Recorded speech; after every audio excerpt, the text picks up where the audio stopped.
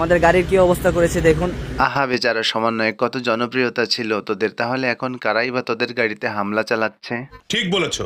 Phone নিয়ে গেছে, আমার ওয়ালেটে অনেক কিছু ছিল ইম্পর্টেন্ট, সব কিছু নিয়ে গেছে। তোদের মতো কিছু স্বার্থবাদী সমন্বয়কের জন্য দেশের আজ এই হাল। ডাকাতেরা এত কিছু নিয়ে গেল, তোদেরকে রেখে গেল কেন? সমন্বয়কদেরও সঙ্গে নিয়ে যেত। সমন্বয়ক, হ্যাঁ? এই আমার জুতা করে। শেফুদা জুতা দিয়ে আবার কি করবেন? আজকের এই জুতার বাড়ি শুধু সমন্বয়কদের জন্য। সমন্বয়কদের ডান কালে, সমন্বয়কদের বাম কালে। আমাদের গাড়ি চাপা দেওয়া হয়।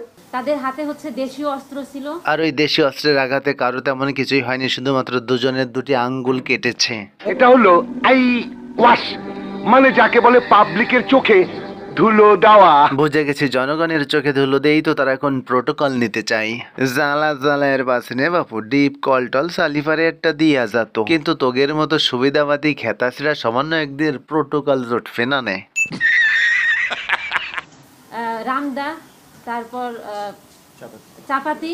একজন প্রত্যক্ষদর্শী সমন্বয়ককেও বলে দিতে হচ্ছে যে ডাকাতদের হাতে কি কি অস্ত্র ছিল। কি মাথা দেখছেন?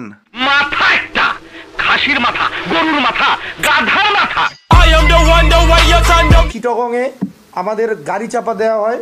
দুঃখের বিষয় ভাই। আমাকে 2 বার চেষ্টা করা হয় আমার গাড়িতে আক্রমণ করার জন্য। কেন তোদের উপর আক্রমণ করবে জনগণ? তোদের না এতই জনপ্রিয়তা, তোদের নাকি আকাশচম্বী জনসমর্থন রয়েছে।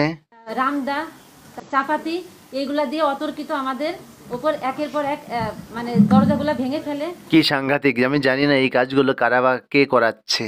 তারপরে আমরা এক প্রকারের ভয়ে বিগ্রস্ত হয়ে আমরা আমাদের ফোন, তারপরে হচ্ছে আমাদের কাছে যা ছিল সবকিছু আমরা দিয়ে দিই।